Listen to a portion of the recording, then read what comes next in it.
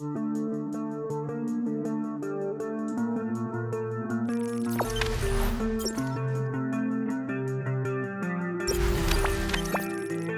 Nilmaizar memotivasi pemainnya jelang laga Sriwijaya FC vs Rans Cilegon FC di Liga 2 Indonesia.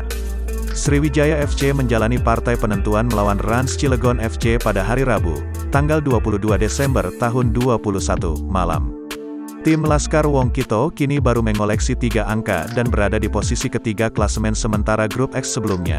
Sriwijaya FC mengalami kekalahan menyakitkan saat bersua Persis Solo di lanjutan pekan kedua babak 8 besar pada Minggu, tanggal 19 Desember tahun 2021, lalu.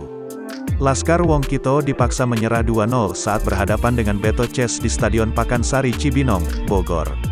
Nilmaizar yang lama mengarsiteki Semen Padang FC menyatakan mereka telah berusaha move on dari kekalahan menyakitkan tersebut. Saat ini, Nilmaizar hanya berfokus untuk mencari kemenangan di laga terakhir supaya Laskar Wongkito benar-benar bisa memperpanjang nafasnya di Liga 2 musim ini. Pelatih asal Payakumbuh Sumatera Barat itu juga tak lupa minta doa kepada supporter dan masyarakat Sumsel untuk tetap mendukung dengan doa.